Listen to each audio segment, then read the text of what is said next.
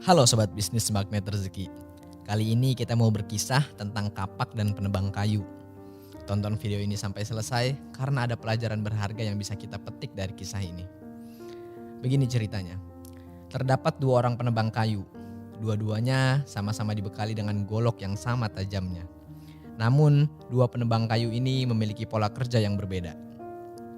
Penebang kayu yang pertama, dia bekerja secara terus-menerus untuk menebang pohon tanpa henti.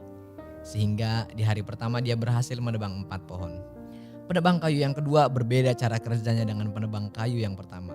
Setiap dia berhasil menebang satu pohon, dia tidak langsung melanjutkan untuk menebang pohon selanjutnya, melainkan mengasah kapaknya terlebih dahulu. Sehingga dia hanya berhasil menebang 3 buah pohon di hari pertama. Kemudian di hari kedua mereka tetap menggunakan pola kerjanya masing-masing. Si penebang kayu yang pertama memaksimalkan tenaganya dengan cara menebang pohon tanpa henti. Dan penebang kayu yang kedua selalu mengasah kapaknya setiap dia selesai menebang satu pohon. Lalu mereka masih mendapatkan jumlah pohon yang sama seperti hari sebelumnya. Penebang pohon yang pertama dengan 4 pohon dan penebang pohon yang kedua dengan 3 pohon. Namun di hari ketiga penebang kayu yang pertama mulai berkurang hasil tebangannya. Ia hanya mendapatkan 3 pohon. Sementara penebang kayu yang kedua tetap dengan jumlah yang sama, yaitu 3 pohon. Dan di hari-hari berikutnya penebang kayu yang pertama semakin turun jumlah yang ia tebang. Sampai di hari ketujuh penebang kayu yang pertama harus dilarikan ke hospital karena fisiknya mulai melemah. Kenapa penebang kayu pertama bisa berkurang jumlah pohon yang ia tebang dan justru penebang kayu yang kedua malah bertambah? Ternyata karena penebang kayu pertama tidak pernah mengasah kapak yang ia gunakan.